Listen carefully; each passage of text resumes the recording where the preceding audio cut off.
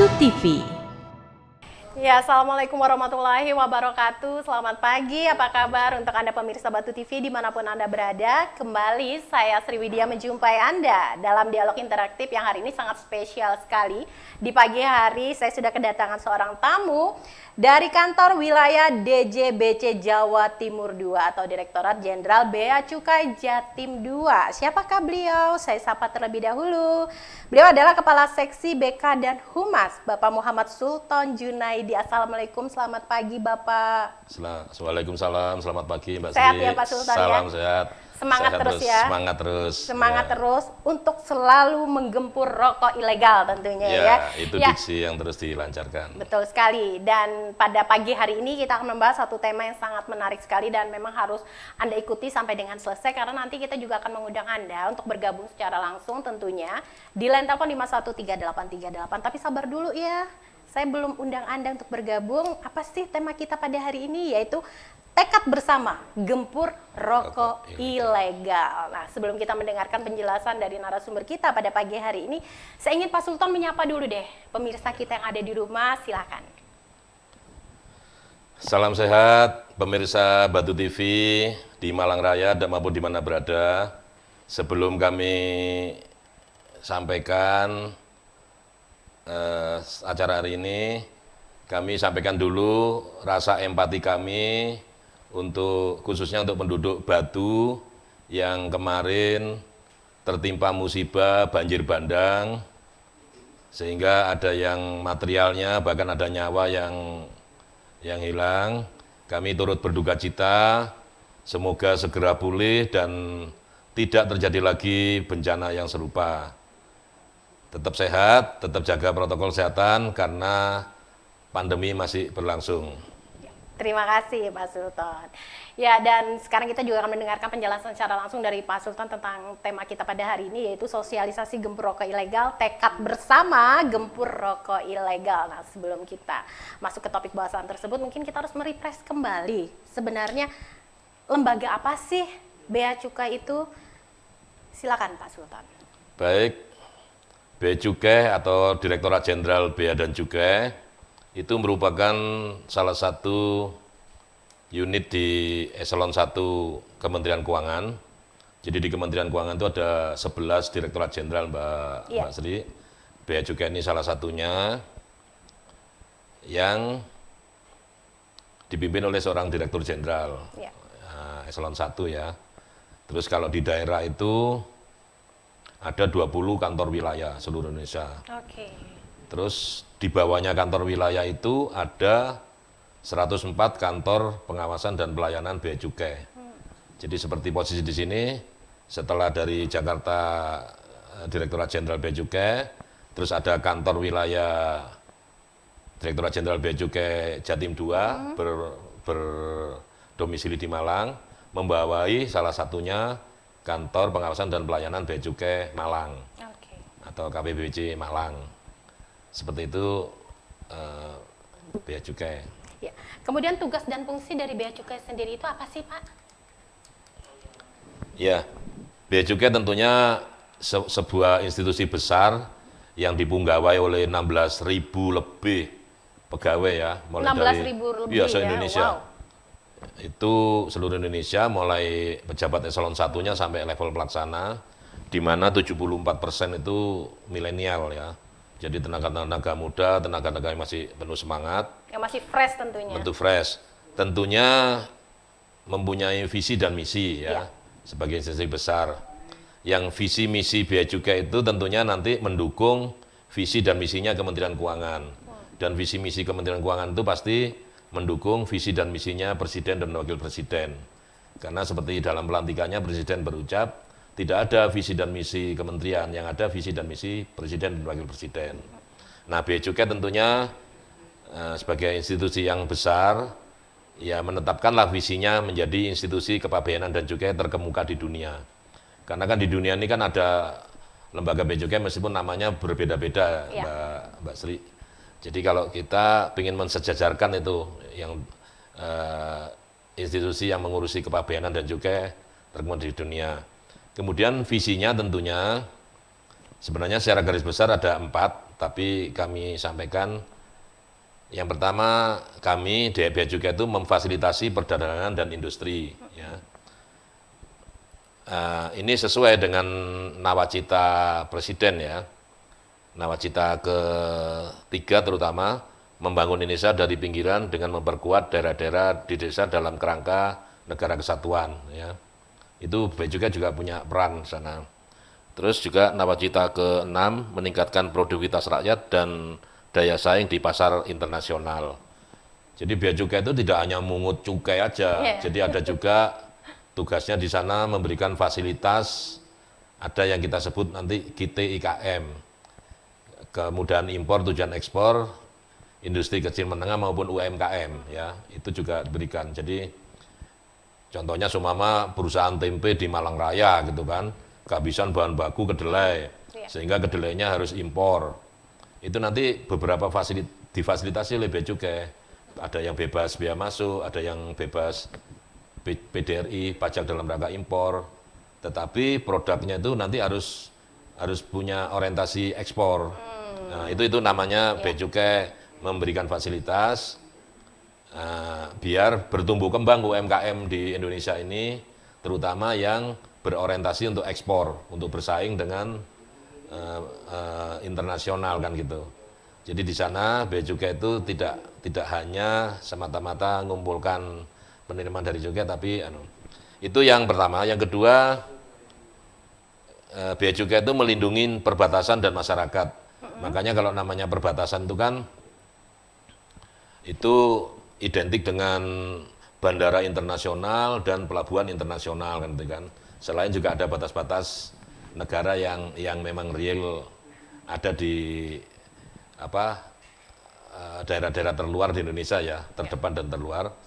Itu Bea Cukai melindungi perbatasan dan masyarakat dari arus barang masuk ya. Jadi kalau di bandara maupun di pelabuhan internasional itu kita ada namanya CIQ ya, institusinya. C-nya itu custom, Bea Cukai itu sendiri, I-nya itu Bea Cukai itu ngurusi arus keluar masuk barang, I-nya itu immigration atau imigrasi, itu mengurusi lalu lintas keluar masuknya orang, terus yang Q-nya karantina itu lebih ke keluar masuknya flora dan faunanya gitu. Jadi kami berkolaborasi tuh 3 institusi itu, meskipun ya Bea Cukai banyak dititipi dari kementerian yang lain, dari institusi lain. Jadi seumpama Kementerian Kesehatan melarang obat tertentu yang masuk ke Indonesia, itu nanti Bea Cukai yang akan dititipi dan kita akan mencegah masuknya barang-barang yang dilarang itu, baik dari rilisnya Bea Cukai sendiri maupun yang dititipkan oleh kementerian dan lembaga lain gitu. Itu yang melindungi perbatasan dan masyarakat. Ya karena kalau tidak dilindungi nanti industri dari luar negeri, padahal di dalam negeri industri itu bertumbuh kembang. Nanti seumpama di Indonesia, bukan seumpama ya, di Indonesia ada pabrik sepatu yang potensial, tapi banjir sepatu dari luar negeri yang serba 5.000 apa serba 10.000 itu kan, mematikan. Nah, itu Bea Cukai punya tugas untuk melindungi masyarakat dari barang-barang seperti itu, banjirnya, barang-barang yang ilegal dan sebagainya. Dan itu sesuai dengan nawacita pertama, menghadirkan kembali negara untuk melindungi segenap bangsa dan memberikan rasa aman pada seluruh warga negara. Itu kan nawacita pertama. Jadi kami melindungi masyarakat. Makanya Bea Cukai itu berperan untuk memperkuat diri sebagai negara maritim, Mbak Sri ya. Dan yang terakhir tentunya karena kami merupakan salah satu unit eselon 1 di Kementerian Keuangan, kami juga dimandatkan untuk mengoptimalkan penerimaan negara, baik dari penerimaan pabeannya maupun dari penerimaan cukainya. Itu juga selaras dengan nawacita ke-7, mewujudkan kemandirian ekonomi dengan menggerakkan sektor-sektor strategis ekonomi domestik. Jadi kalau tadi bertumbuh kembang industri, baik industri kecil maupun menengah maupun UMKM, sehingga ada geliat ekonomi, sehingga ada penerimaan negara baik pajak maupun cukai yang bisa menambah penerimaan negara di sana. Seperti itu. Seperti itulah apa namanya Tugas. tugas fungsi bea cukai. Oke. Nah, untuk bea cukai sendiri ini Pak Sultan kan terdiri dari dua kata, bea dan cukai ya. Nah, Iya. ini mungkin bisa dijelaskan maksud kata tersebut seperti apa sih Pak?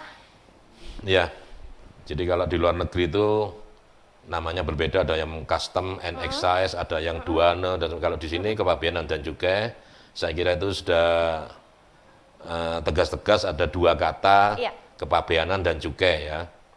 Bidang kepabeanan yang dimaksud, yang diurusi oleh bea cukai itu adalah mengawasi lalu lintas barang ekspor dan impor ya. Ekspor itu barang keluar, impor barang masuk, serta menghimpun penerimaan bea masuk, bea keluar dan pajak-pajak dalam rangka impor. Jadi kalau ada Mbak Sri suka belanja online nggak? Oh, suka sekali Pak. Nah, kalau dari luar negeri itu kan sering tidak hanya dikenakan biaya kirimnya, Iya. tapi di sana itu tadi ada biaya masuk, yang ada biaya masuk, ada pajak-pajak dalam rangka impor. Dan itu sudah ada hitungannya, sudah ada tarifnya yang resmi dan publish. Jadi kalau yang resmi publish itu pasti besarannya normal dan masuk akal gitu loh. Tapi kalau ada kan belanja online, barangnya ketahan di bea cukai harus Iya, nebus 50 iya, juta. iya, saya sering baca berita Nah, kalau seperti sudah itu. mulai menebus dengan angka-angka yang fantastis itu, Fantastis, pasti itu penipuan. Oke. Sudah pasti itu penipuan. Jadi harus waspada ini ya, Ya, harus jeli lebih-lebih juga transfernya ke rekening pribadi. ini. Iya. Oke. Kalau di bea cukai sebagai salah satu institusi Kementerian Keuangan atau seluruh institusi kementerian pemerintah itu pasti transfernya harus ke rekening kas negara setidaknya kan gitu. Jadi rekening resmi ya, Resmi, yang sudah ditentukan. Oke. Itu yang bidang kepabeanan. Terus untuk bidang cukai tentunya mengawasi produksi dan peredaran barang kena cukai. Nanti saya jelaskan barang kena cukai itu apa aja. Ya. Serta menghimpun penerimaan cukai, pajak rokok, dan di rokok itu selain pajak rokok juga ada PPN. PPN hasil tembakau ya. PPN HT. Terus bicara soal pajak, cukai itu termasuk pajak tidak langsung ya. Nanti kami tidak akan uraikan terlalu panjang lah, nanti bisa mengunjungi website kami atau medsos kami yang di sana ada edukasi, ada definisi, ada informasi yang lain-lainnya. Lengkap semuanya, akun Iya. medsos Bea Cukai Malang, Facebook, YouTube, Iya. IG, Twitter @beacukai_malang ya. Ya, betul. Oke, saya juga harus informasikan nih kepada masyarakat juga untuk kantor wilayah BC Jatim 2 ini, Bea Cukai Jatim 2. Ada di Jalan Raden Intan nomor 3 Kota Malang dengan nomor telepon 402740. Ada emailnya juga nanti tertera di layar kaca Anda ya. Mungkin ada melihat atau mendengarkan atau Anda mendapat aduan-aduan bisa langsung hubungi ke kantor Iya. tersebut ya Pak Sultan ya, di Betul. kantor wilayah Bea Cukai Jatim 2. Nanti ada tertera di layar kaca Anda. Nah, ini kita masih lanjut lagi. Tadi Pak Sultan udah menjelaskan tentang bea dan cukai. Kemudian tentang barang kena cukai. Nah, ini apa saja sih Pak yang termasuk barang-barang kena cukai ini, barang seperti apa saja? Biar masyarakat yang mungkin masih belum paham ini bisa lebih jelas lagi, bisa lebih paham lagi, bisa mengerti juga, oh ternyata barang ini kena cukai, oh ini enggak. Nah, seperti apa? Silakan Bapak. Ya, jadi kalau kami definisikan pengertian cukai itu apa, ini sesuai dengan definisi di Undang-Undang Republik Indonesia Nomor 39 Tahun 2007 sebagai perubahan atas Undang-Undang RI Nomor 11 Tahun 95 tentang cukai ya. Jadi definisinya cukai adalah pungutan negara yang dikenakan terhadap barang-barang tertentu yang mempunyai sifat karakteristik tertentu, di mana konsumsinya perlu dikendalikan. Jadi itu tidak hanya barang tertentu tapi konsumsinya perlu dikendalikan. Terus peredarannya perlu diawasi. Terus pemakaiannya dapat menimbulkan dampak negatif serta pemakaiannya perlu pembebanan pungutan negara. Itu ciri-cirinya barang kena cukai atau cukai, definisi cukai itu sendiri seperti itu Mbak Sri. Iya. Nanti barangnya itu apa aja, tentunya akan kami jelaskan apa saja yang barang-barang termasuk yang kena cukai. Saat ini di Indonesia yang dikenakan cukai itu atau dikategorikan barang kena cukai itu hanya ada 3. Oh, cuma ada 3. Saya katakan hanya karena di negara lain tuh ada yang sampai belasan ya, puluhan sampai belasan gitu ya. Di Indonesia hanya ada 3 yang dikenakan cukai. Yang pertama disebut etil alkohol atau nama pasarannya itu etanol ya. Di mana itu salah satunya bisa untuk bahan baku hand sanitizer di saat pandemi ini ya. Etanol itu. Tapi memang kalau Mbak Sri membeli hand sanitizer bukan terus dikenakan anunya, yang kena itu pabriknya sudah ya, sudah dikenakan. Terus minuman mengandung etil alkohol atau disingkat minol ya. Atau kalau nama pasarannya itu miras, minuman keras ya. Atau disebutnya minuman mengandung etil alkohol MMIA ya. Itu adalah jenis yang kedua yang kena cukai atau termasuk barang kena cukai. Yang terakhir adalah yang banyak kita jumpai, terutama di Bumi Cukai Malang Raya, ini kan disebut Bumi Cukai ya. Itu adalah hasil tembakau. Hasil tembakau itu apa aja, Mbak Sri, pemirsa Batu TV, itu rokok yang jelas ya, cerutu, tembakau iris. Tembakau iris kan orang-orang tua kita pakai apa, Mbak Sri? Pakai susur itu kan bahan bakunya tembakau itu. Nah, selama bahan bakunya tembakau itu termasuk hasil tembakau. Terus hasil tembakau lainnya yang saat ini kan karena teknologi kan, jadi orang ngerokok itu bukan batang rokok tapi ada yang cuma ngisep asap gitu kan. Bahkan sekarang ada yang wujud permen. Jadi dikunyah-kunyah kayak permen gitu aja, dikulum-kulum kayak permen. Itu anulah turunan daripada produk hasil tembakau dengan kemajuan teknologi itu kan berbagai macam gitu. Seperti itu, cukai itu.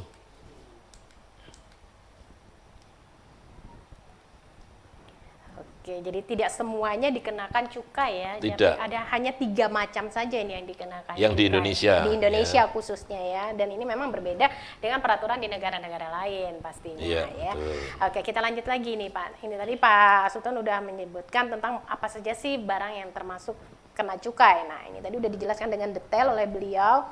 Jadi sekali lagi buat Anda mungkin yang mencari informasi apapun terkait dengan bea cukai atau ingin mengetahui di mana sih kantor wilayah BC Jatim 2 ini, Anda bisa nanti catat, lihat di layar kaca, nggak sempat catat di foto aja. Kalau misalkan Anda melihat, mendengar, nah Anda bisa yang terkait dengan aduan-aduan yang tentunya melanggar, Anda bisa langsung melaporkan ya ke alamat ini. Atau mungkin juga Anda bisa coba buka-buka juga akun medsos Bea Cukai Malang, ada di Facebook, YouTube, IG, dan Twitter @beacukai_malang. Sabar ya, line telepon masih belum saya buka. Penjelasan dari Pak Sultan masih banyak ya. Masih dengan topik kita pada hari ini yaitu sosialisasi gempur rokok ilegal, tekad bersama gempur rokok ilegal. Masih belum ke situ kita nih Pak. Kita masih tentang pemahaman umum lagi. Ini tentang barang kena cukai tadi sudah dijelaskan. Nah, ini yang jadi pertanyaan saya sekarang, bagaimana sih Pak pengenaan cukai di Indonesia jika dibandingkan dengan negara-negara di ASEAN? Ya, pengenaan cukai di Indonesia kita sebut objek cukai ya, atau berapa jenis. Tadi saya katakan hanya 3 ya. Sementara kita compare ke negara-negara lain, tidak usah jauh-jauh, tetangga kita dulu di negara ASEAN ya. Thailand itu mengenakan sampai 11 objek cukai atau 11 item ya. Jadi kalau di kita tadi hanya MMIA, EA dan rokok ya. Di negara lain tuh sampai karbon emisi, asap dari kendaraan bermotor, baik mobil maupun motor, itu juga dikenakan cukai. Bahkan minuman, tidak hanya minuman alkohol, minuman berpemanis, kan minuman berpemanis itu kan punya karakteristik tertentu ya. Itu juga dikenakan ya Pak ya, dikenakan kan cukai. minuman berpemanis kan tadi kan definisi cukai itu apa? Dikenakan pada barang tertentu yang mempunyai sifat karakteristik tertentu, yang peredarannya perlu dikendalikan ya. Nah, itu karena minuman berpemanis kan juga bahaya kan kalau dikonsumsi berlebihan kan gitu kan. Makanya konsumsinya harus dikendalikan, peredarannya harus diawasi. Yang pemakaiannya dapat menimbulkan dampak negatif itu seperti itu di negara lain. Saya lanjutkan, di Thailand itu ada 11 nanti tidak usah saya jelaskan apa aja 11 itu. Yang jelas lebih banyak dari Indonesia. Filipina itu 5, masih lebih banyak dari Indonesia. Iya. Kamboja itu 11 sama dengan Filipina atau Thailand. Vietnam itu 9 item atau 9 objek cukai, ya. Kemudian Brunei itu ada 4, ya, lebih banyak 1 dari Indonesia. Terus Laos itu 10, Malaysia tetangga yang benar-benar tetangga satu tembok itu 5, ya. Jadi masih lebih banyak dari Indonesia. Myanmar itu 9 dan Singapura sebagai salah satu negara yang tergolong negara maju pun mengenakan 5. Nah, masih berharap lebih banyak daripada Indonesia. lebih banyak dan masih berharap penerimaan cukai dari 5 objek atau 5 item itu tadi. Seperti itu. Jadi kita masih 3, saya katakan masih 3 karena nanti ke depan ya ada diverifikasi, ada kebijakan yang mungkin akan menambah objek-objek cukai, ya. Cukai plastik, cukai pembungkus plastik, cukai itu tadi karbon, emisi karbon dan sebagainya itu kan sangat memungkinkan kalau sudah apa tadi, konsumsinya perlu dikendalikan, peredarannya perlu diawasi dan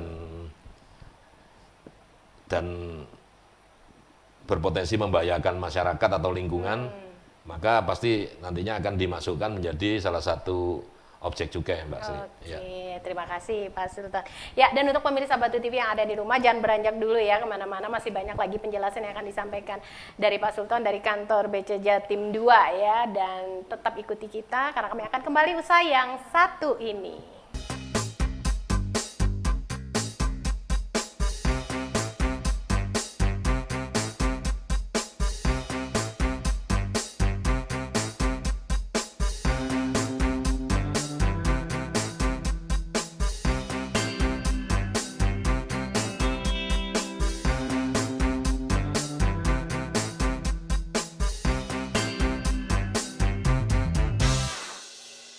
Stop!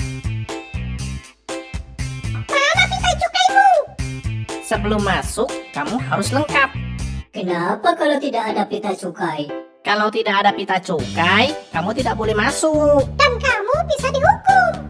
Apa yang harus aku lakukan? Kamu harus mengurus izin untuk menggunakan pita cukai. Kalau untuk pabrikan, bisa mengajukan permohonan nomor pokok pengusaha barang kena cukai. Datang ke kantor Bea Cukai Malang, melakukan asistensi, kemudian pemenuhan persyaratan melalui OSS terlebih dahulu. Setelah dipenuhi, kembali lagi ke kantor Bea Cukai untuk dilakukan pemeriksaan lokasi. Setelah selesai diperiksa dan telah memenuhi syarat, maka tinggal menunggu NPP BKC terbit. Ah, ribet. Kenapa aku harus mengurus izin?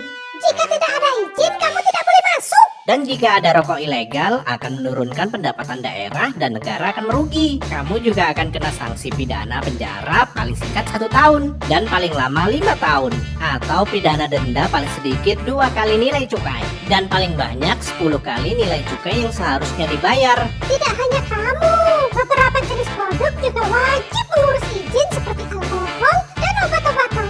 Dengan peran aktif kita mengurus pajak, keuntungan pendapatan daerah akan digunakan untuk mengembangkan usaha di daerah itu sendiri. Seperti diberikan untuk petani tembakau agar budidaya lebih baik. Oh, seperti itu. Siap, aku mengurus izin dulu ya.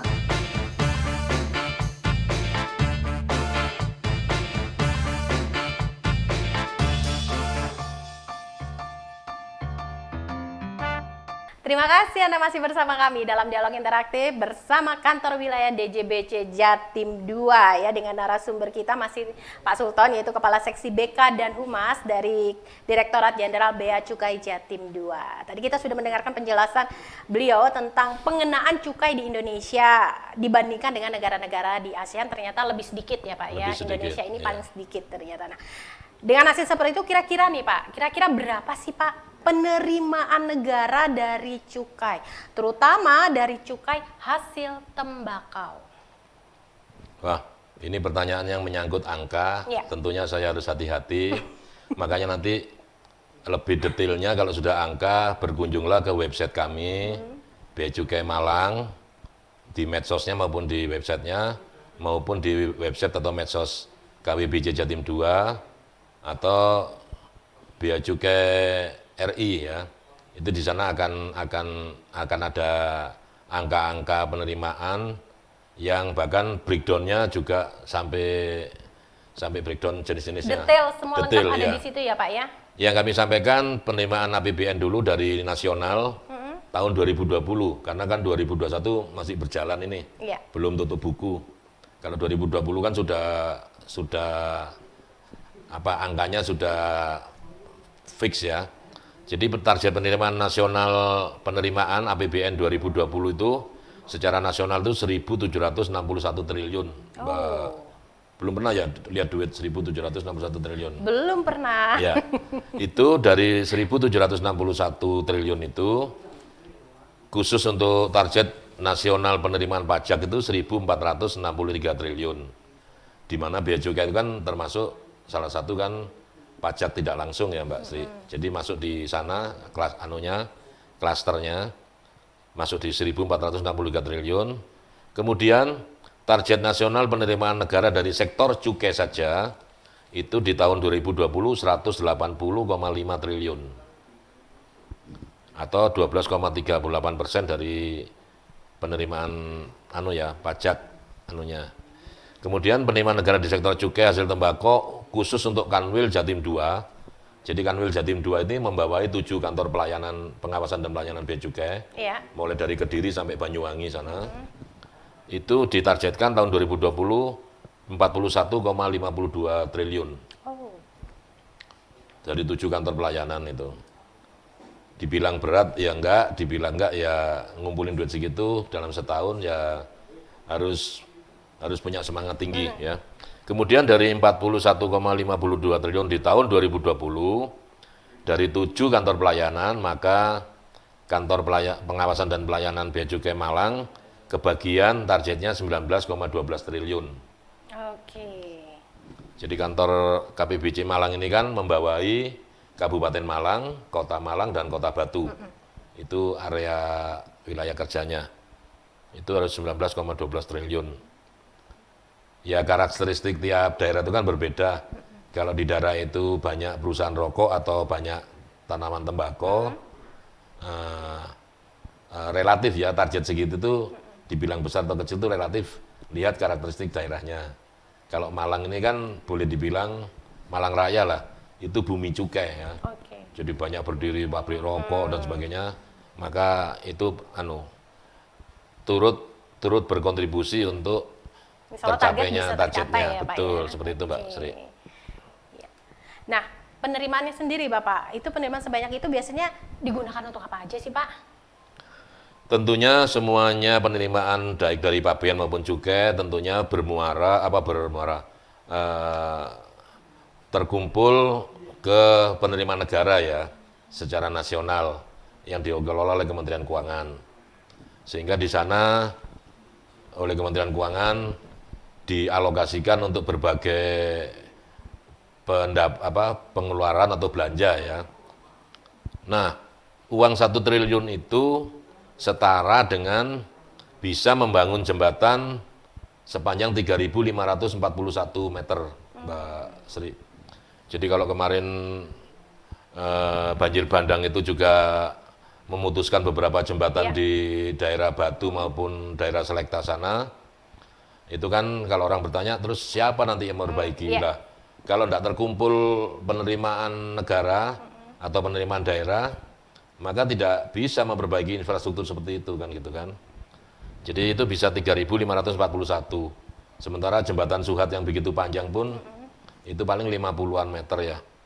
Jadi ini uang 1 triliun itu bisa untuk itu. Bahkan kalau ada membuka jalan baru atau memperbaiki, itu 1 triliun itu bisa untuk membuka jalan 155 km. Sudah sini Surabaya lebih kan, sini Surabaya 145 kilo.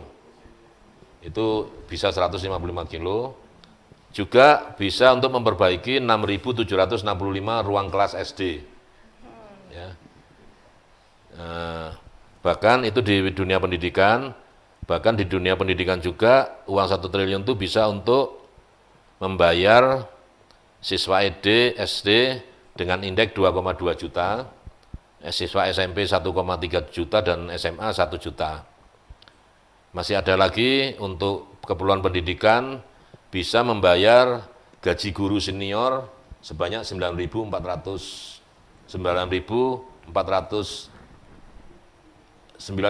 ribu guru senior.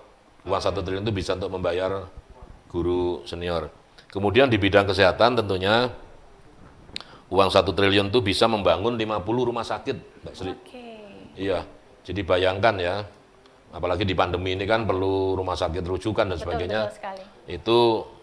Itu bisa untuk membangun 50 rumah sakit uang 1 triliun.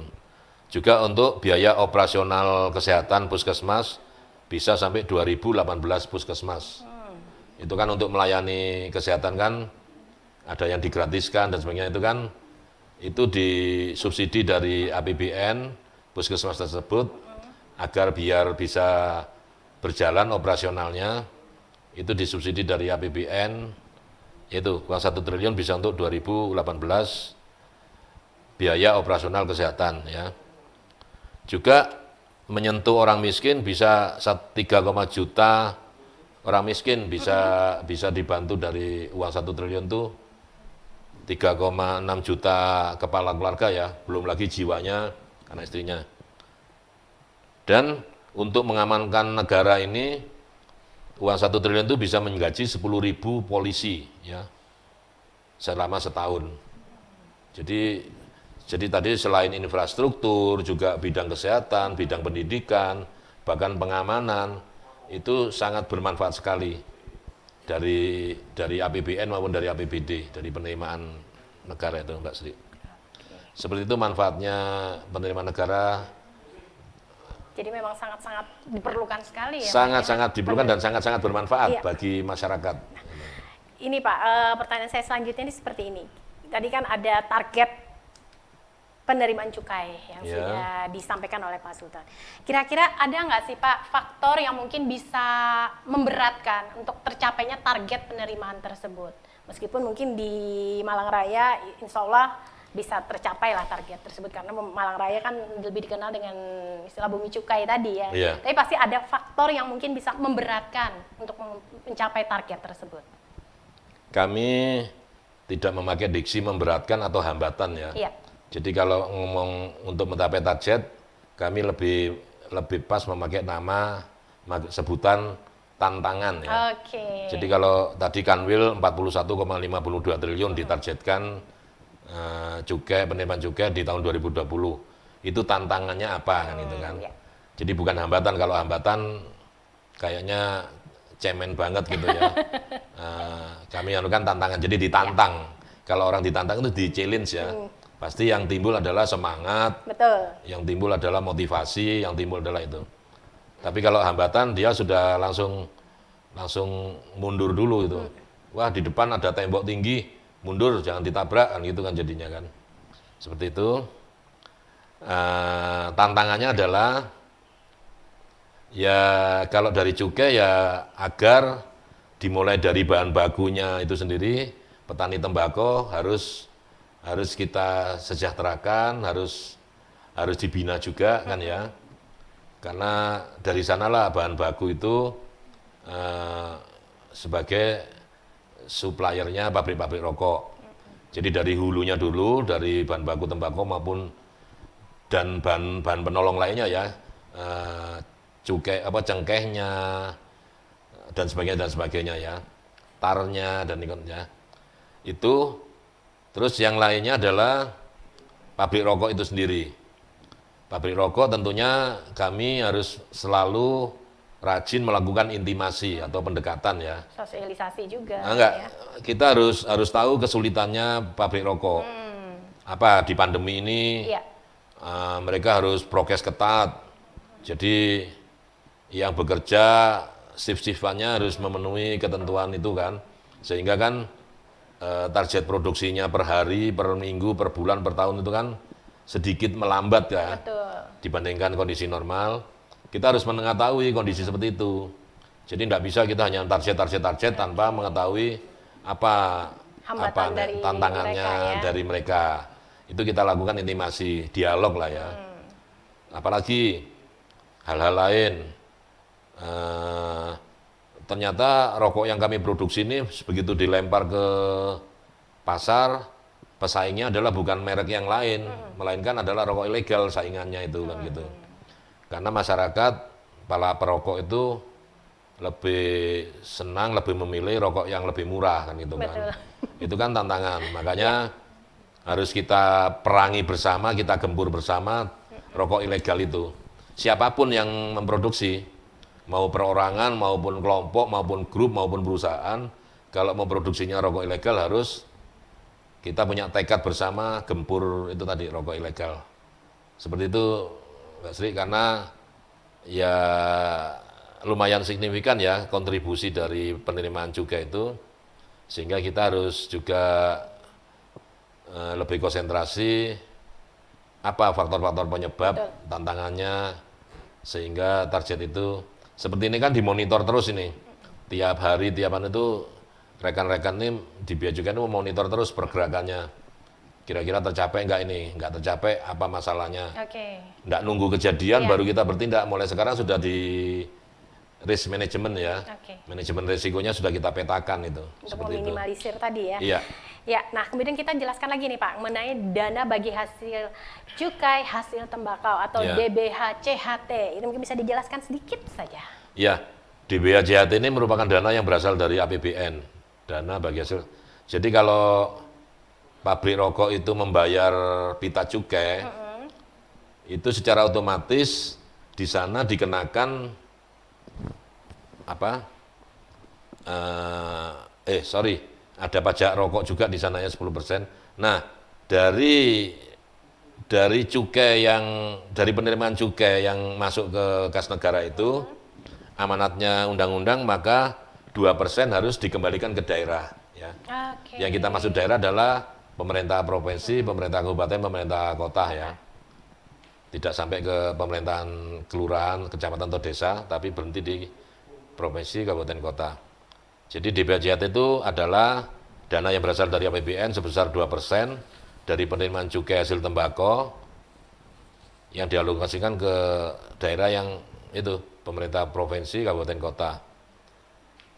Kan di Indonesia ini ada 34 provinsi Mbak Sri, ada 508 kabupaten kota ya. Itu dari 34 provinsi itu hanya 26 provinsi yang menerima. Iya, tidak semua, tidak semua. Kalau Jawa Timur pastilah menerima karena ada Malang, ada Kediri ya, yang itu merupakan kontributor, daerah-daerah kontributor cukai ya. Terus dari 508 kabupaten kota itu hanya 432 kabupaten kota, sehingga ada daerah yang tidak dapat.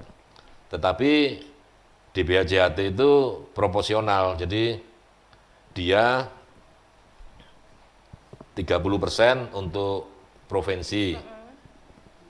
Provinsi yang apa yang dapat sama Anda? Yaitu provinsi yang di wilayahnya itu ada tanaman pentembakau dan ada pabrik rokok. Kan gitu.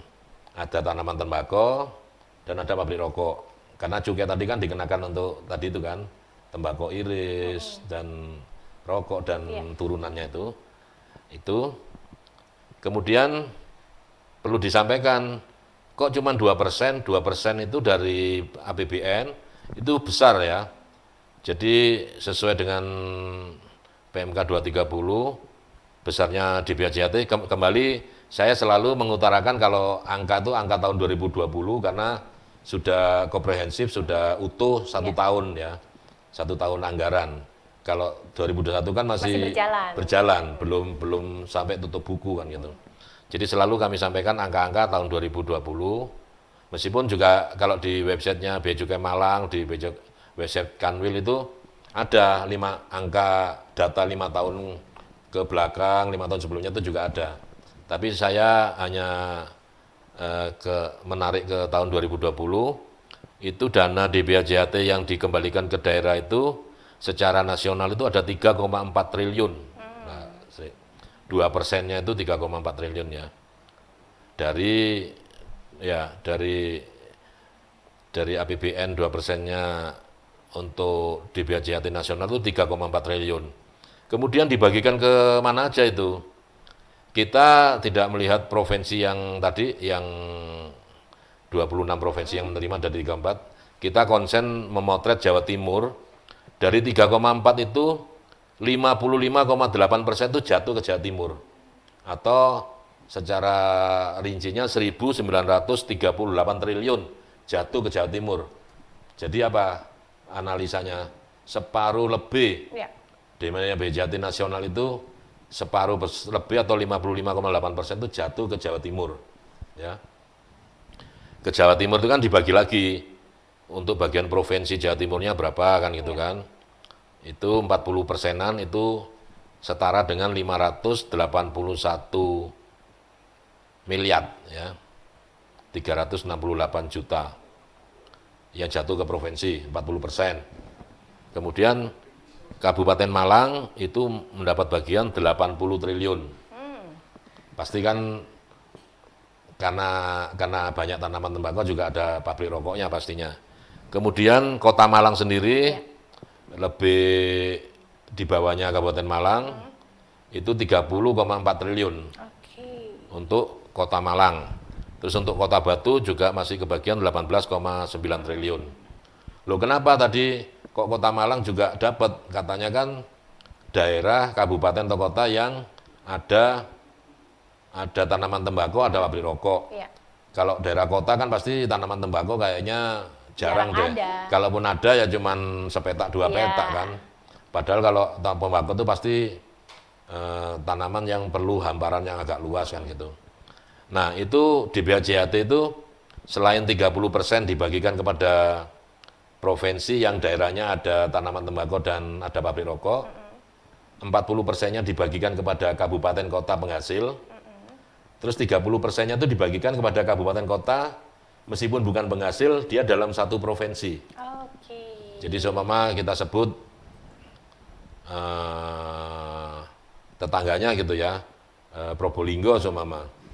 Probolinggo, tapi bukan data yang sebenarnya. Seumpama Probolinggo itu tidak ada tanaman tembakau, Ya. juga tidak ada pabrik rokok. Maka dia masih kecipratan dana di BHJAT itu dari yang 30% yang untuk kabupaten kota yang karena masih dalam satu provinsi Jawa Timur ya. gitu. Tapi kalau tetangga kita sampai nyebrang provinsi, seumpama mana ke perbatasan ke Jawa Tengah sana, nah, itu pasti nggak bisa. Nggak bisa, nggak dapat. Ya, karena dia beda hitungannya ikut provinsi. ya beda provinsi seperti Ya, itu. Oke. Ya, ini saya juga harus undang dulu ya Pak ya, pemirsa yang ada di rumah mungkin udah nggak sabar lagi untuk bergabung di line telepon interaktif kita di 5138838. Sambil menunggu penelpon yang akan bergabung, ini tadi Pak Sultan udah menjelaskan panjang lebar, dari penjelasan sebelumnya sudah disebutkan ini bahwa ada program untuk kesejahteraan masyarakat, seperti ada kegiatan sosialisasi dan pemberantasan rokok ilegal. Ini bisa dijelaskan nggak sih Pak, seperti apa sih kegiatan yang dimaksud tersebut? Jadi dari amanatnya PMK yang mengatur tentang penggunaan DBHJAT itu dibagi-bagi 25% itu untuk bidang kesehatan kegiatannya, 50% untuk kesejahteraan masyarakat. Kesejahteraan masyarakat di sana itu ada BLT, ada subsidi harga, ada bahkan iuran jaminan produksi itu ada, juga ada pelatihan-pelatihan, perbaikan sarpras, gitu ya. Kemudian juga ada 25% itu untuk penegakan hukum. Penegakan hukum itu baik pembinaan industri, sosialisasi maupun pemberantasan barang kena cukai ilegal. Ya, ini sudah ada yang bergabung Pak, saya potong dulu Siap, ya. Kita ya. terima dulu penelpon kita. Halo, silakan, dari siapa di mana? Dari Vira di Malang. Silakan Bu Vira.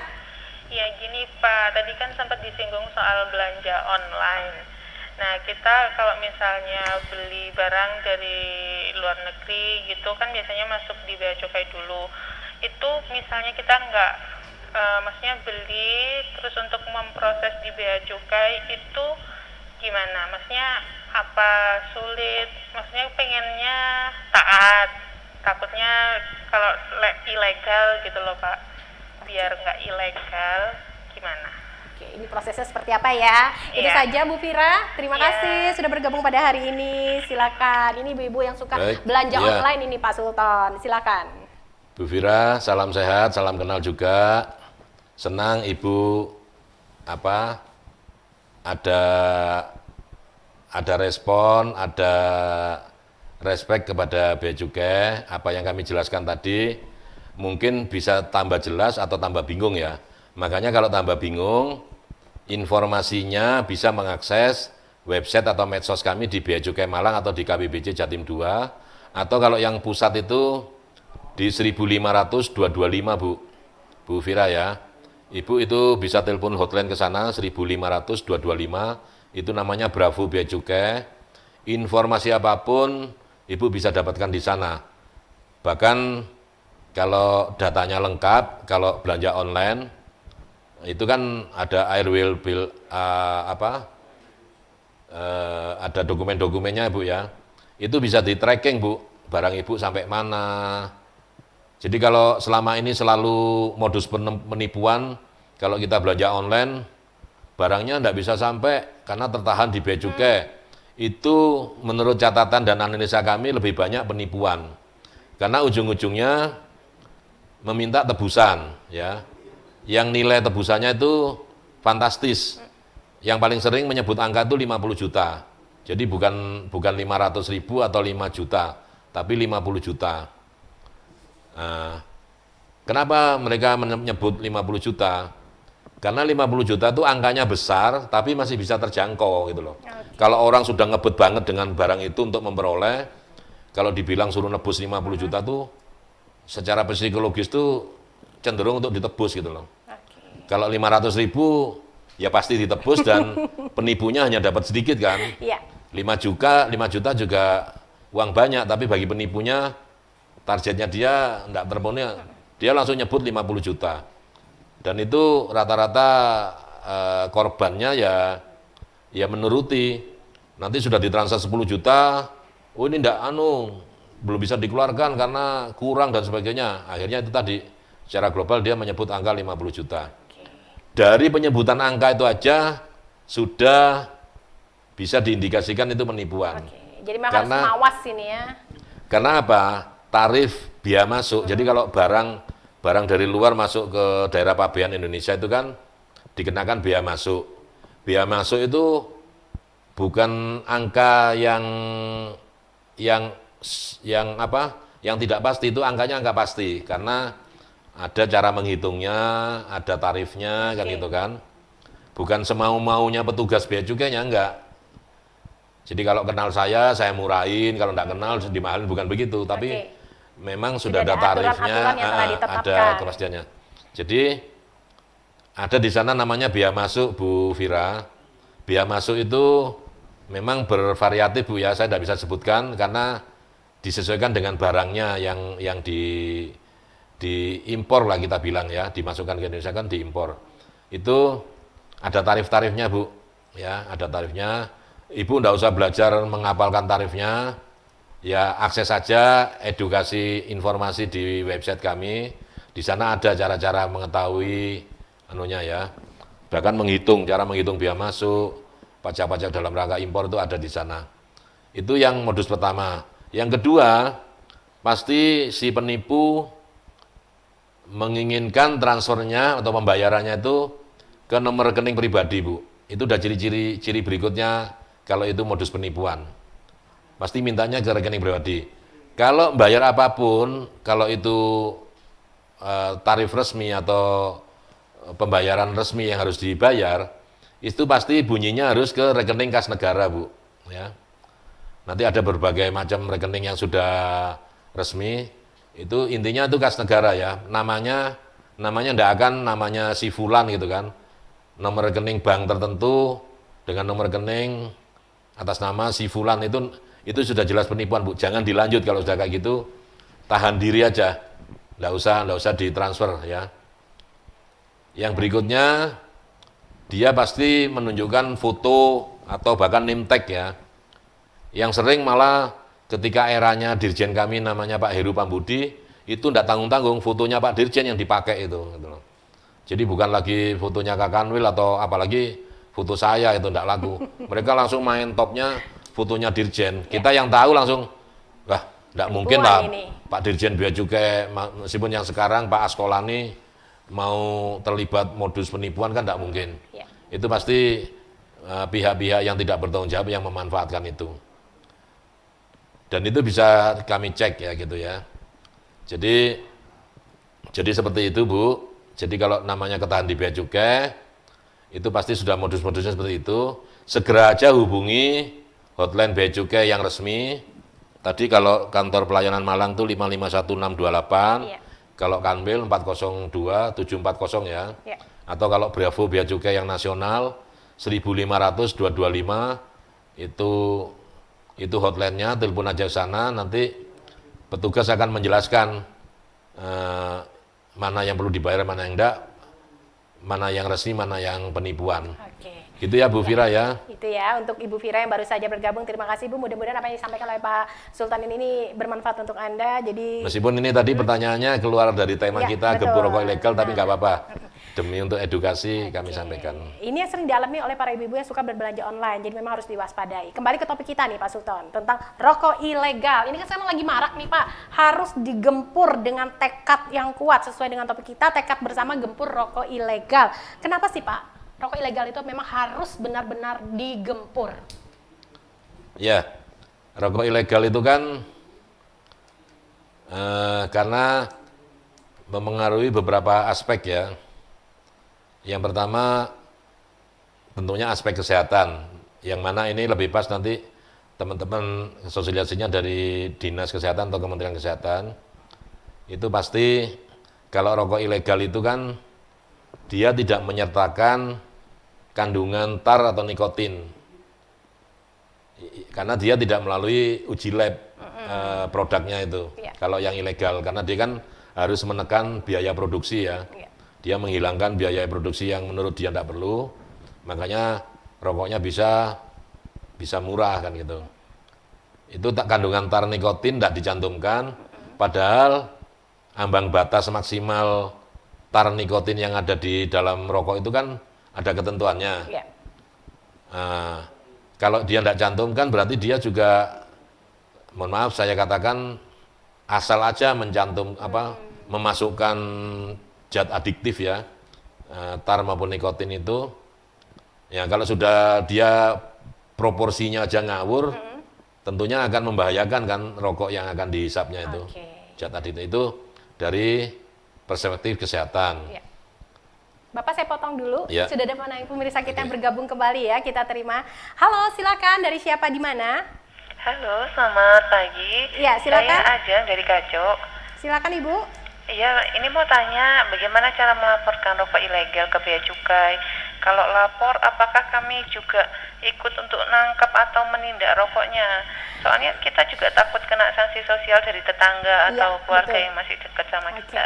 Identitas pelapor nanti keamanannya seperti apa, jaminannya juga ya. Iya, Ya. iya. Terima kasih Bu Ade yang ada di Kacuk. Silakan Pak Sultan. Ibu siapa? Ibu Ade yang ada di Kacuk. Ibu Ade, sekali lagi salam kenal, salam sehat. Pertanyaannya, bagaimana jika ada menemui peredaran rokok ilegal, ilegal. apa yang harus dilakukan? Kalau Ibu Ade sebagai masyarakat, saya kira bisa lapor kepada pihak-pihak yang berkompeten. Siapa itu? Tidak hanya Bea Cukai sebenarnya, kami juga kerjasama dengan pemerintah daerah. Pemerintah daerah di sana ada namanya Satpol PP ya, Satuan Polisi Pamung Praja ya. Itu juga bekerja sama, dia juga mempunyai kewenangan untuk menerima laporan adanya peredaran rokok ilegal ya. Tentunya nanti adalah nomor telepon hotline-nya.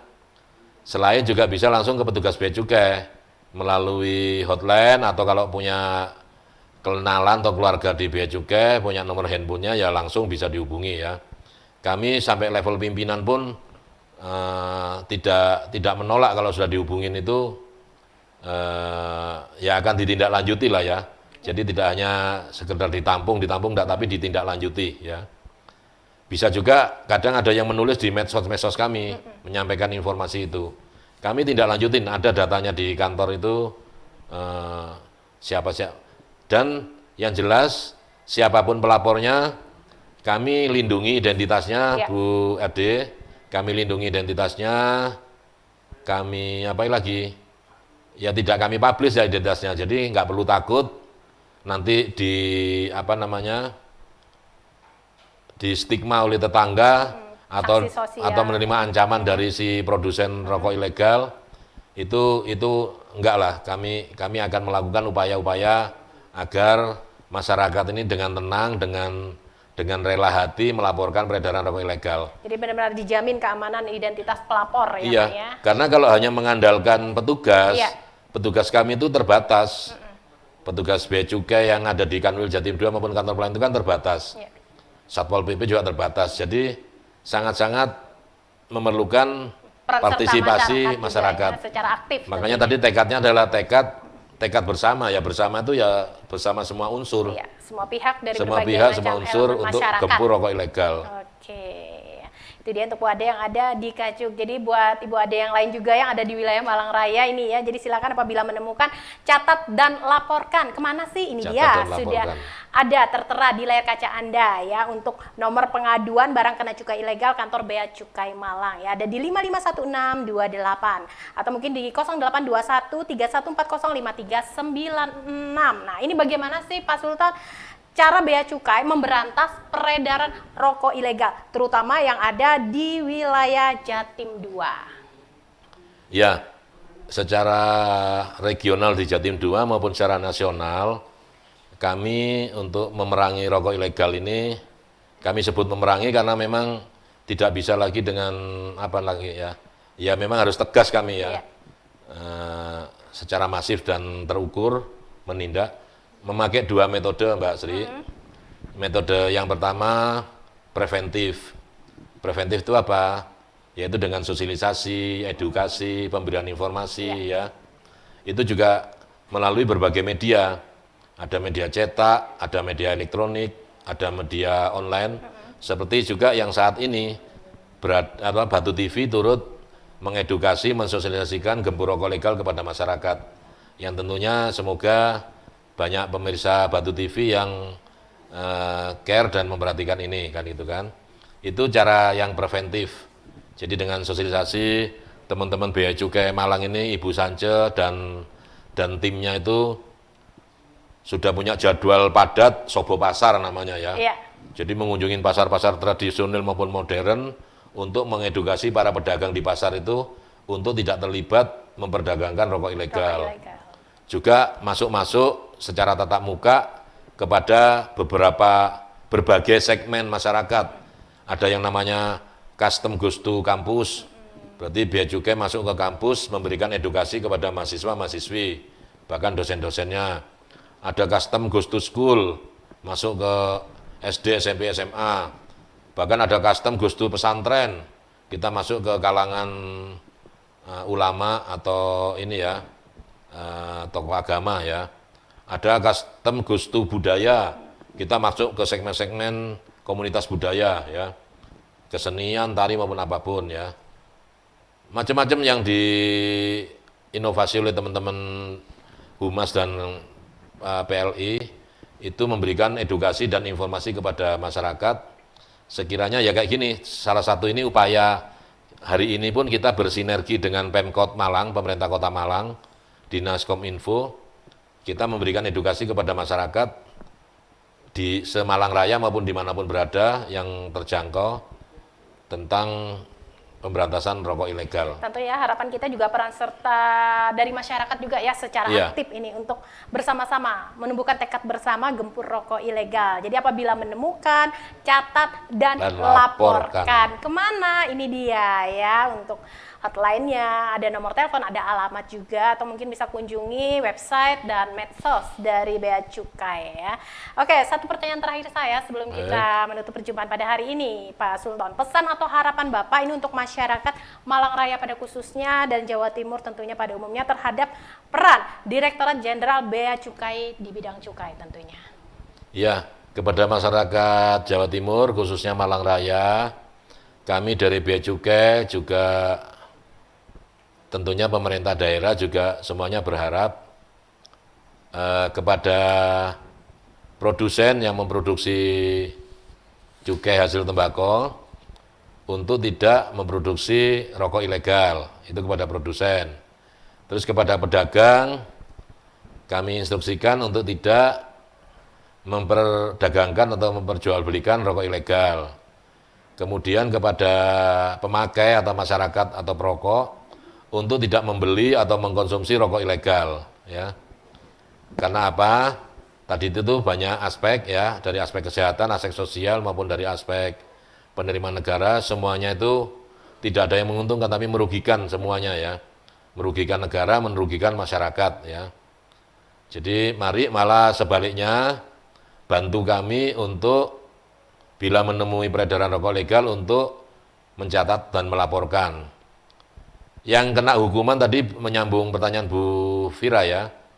Bukan yang melaporkan Bu, yang ditindak Bu, pelakunya atau terdakwa yang terlibat dalam peredaran itu yang akan kena sanksi, di mana sanksinya itu ada kurungan penjara, mulai dari 1 tahun sampai 8 tahun, ada juga sanksi denda bagi yang memproduksi atau ini, juga tidak kecil itu ya. Jadi jangan berpikiran jika terlibat ke peredaran rokok ilegal, nggak ada yang tahu, saya nggak melihat orang-orang yang berseragam kayak saya ini berkeliling masuk kampung. Harus punya asumsi kapanpun dan dimanapun Bapak Ibu yang terlibat peredaran rokok ilegal itu diawasi dan sewaktu-waktu akan ditindak oleh teman-teman kami ya, baik oleh aparat penegak hukum maupun oleh aparat bea cukai sendiri ya. Jadi yang akan disanksi itu si pelakunya, Mbak Ica ya, Mbak Sri. Jadi pelakunya yang akan disanksi, sanksi kurungan maupun denda ya, seperti itu. Oke. Terima kasih Pak Sultan untuk pesan dan harapan yang telah disampaikan.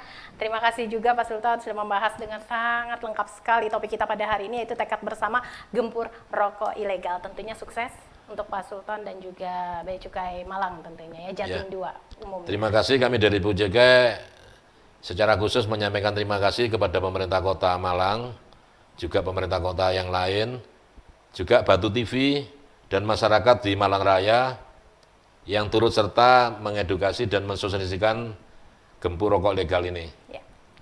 Catat dan laporkan Catat dan laporkan bila Anda menemukan peredaran rokok ilegal tentunya. Doa dan dukungan semua pihak sangat penting ini bagi Bea Cukai dalam melaksanakan tugasnya untuk berdedikasi membangun negeri dan membangun Bea Cukai makin baik. Terima kasih, sukses. Terima kasih, sama-sama Mbak Sri. Dan akhirnya sampai di sini dulu kebersamaan kita dalam dialog interaktif bersama Kantor Wilayah DJBC Jatim 2 bersama Bapak Sultan Junaidi dengan tema tekad bersama gempur rokok ilegal. Mudah-mudahan apa yang telah disampaikan beliau tadi bisa memberikan manfaat yang sangat luar biasa sekali, terutama tambahan pengetahuan bagi masyarakat yang ada di wilayah Malang Raya. Mari bersama-sama kita gempur rokok ilegal. Saya Sri mau undur diri, sampai jumpa. Selamat siang dan wassalamualaikum warahmatullahi wabarakatuh.